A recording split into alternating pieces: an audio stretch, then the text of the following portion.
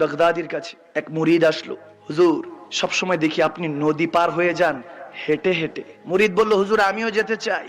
সেও গেল, কিন্তু একটাই ওজিফা, বলতেছে ইয়া জুনায়েদ পড়তে থাক। তাজকিরাতুল আউলিয়া এবং কাশফুল মাহজুবের মধ্যে ঘটনা এসেছে, এগুলো ভুল ব্যাখ্যা নয়, সঠিক ওয়াকিয়া। ইয়া জুনায়েদ পড়তে হবে। এখন যখন জুনায়েদ বাগদাদি সাথে ইয়া জুনায়েদ পড়তে পড়তে যাচ্ছে, নদী পার হয়ে যাচ্ছে হেঁটে হেঁটে। এখন কারামত যখন এটা হইছে, কেউ একজন আসছে ইবাদতের মধ্যে ডিস্টার্ব করার জন্য। এসে একজন বলতেছে, ইয়া জুনায়েদ পড়তেছস, আর জুনায়েদ বাগদাদি পড়তেছে ইয়া আল্লাহ, তুই পড়তেছস ইয়া জুনায়েদ, ঘটনা কি? তোর আল্লাহ কি শুনে না? তখন সে চিন্তা করলো, কথা তো সত্য। মুরিদ চিন্তা করে কি, কথা তো সত্য। তখন ইয়া আল্লাহ বলতে দেরি নাই, পানির নিচে। নাউজুবিল্লাহ বলেন না।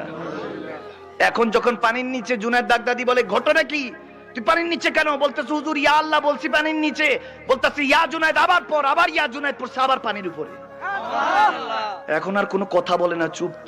বলে এমনি ইয়া আল্লাহ ডাক দি, আল্লাহ বলে ডাক দিছি পানির নিচে, জুনায়েদ বাগদাদির নাম নিছি পানির উপরে। এখন আর কোনো কিছু জিজ্ঞেস করতে হবে না, পানির নিচে ডুইবা মরতে কে চায়? বলে ওই পারে যায় আনি, তারপর প্রশ্ন করবো। ওই পারে যাওয়ার পর বলতেছে, ইয়া শেখ, ইয়া জুনায়েদ আল বাগদাদি, ঘটনা কি আমাকে একটু বলুন। আপনি আল্লাহকে ডাকছেন, আল্লাহ আপনারটা শুনলো, আমারটা শুনলো না। বলতেছে জুনায়েদ বাগদাদি, তুই যার পরামর্শ নিয়েছিস পরামর্শ ভালো, কিন্তু পরামর্শ দাতা হলো গালাত। পরামর্শ ভালো, আল্লাহর নাম নাও, পরামর্শ ভালো, কিন্তু তার ইরাদা নিয়ত হলো খারাপ। দেখেন এই নি আল্লাহ যখন হুকুম দিলেন উসজুদু লিল আদম, আদমকে সেজদা করো, তিনি বললেন, আল্লাহ সেজদা তো তোমাকে করব, আদমকে কেন? কথা ভালো, ইবাদত আল্লাহ, সেজদা আল্লাহর, কথা ভালো, কিন্তু কাজে বেয়াদবি। এই জন্য আপনাকে তালাশ করতে হবে আদব। আদিনী কুল্লু আদব, আমার নবী বলেছেন, দাদি পর্যন্ত পৌঁছাও, অর্থাৎ তুমি আগে আল্লাহর ওলিকে তালাশ করতে হবে, এরপর না আল্লাহর ওলি তোমাকে নবীর কাছে নিয়ে যাবে। নবীর উসিলায় কাকে পাবো? আল্লাহকে। যেমন এই স্টেজে উঠার আগে সিঁড়ি লাগছে, ঠিক কিনা? আওয়াজ দেয় না। সিঁড়ি ছাড়া স্টেজে উঠা কি সম্ভব হতো? আওয়াজ দিয়ে বলে।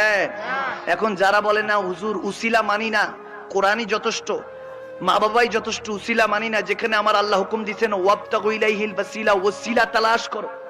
যারা উসিলা মানে না তাদেরকে বলবেন, পাঁচতলা বিল্ডিং এ উঠায়া তোমাকে সিঁড়ির মাধ্যমে উপরে উঠাবো, কিন্তু যখন নিচে যাইবা সিঁড়ি ছাড়া যাইতে হবে। সিঁড়ি ছাড়া ছাদের থেকে একটা ধাক্কা দিবে, নিচে যাইতে যাইতে আজরাইল আলাইহিস সালামের লম্বা সালাম পাবে। আজরাইল আলাইহিস সালাম বলবে, কিতা খবর বালানি, ঠিক না? ও কিতা খবর বালানি, কি নিচে কিল্লা যায়, তা উপরে চলো, আল্লাহর কাছে চলো, ঠিক না?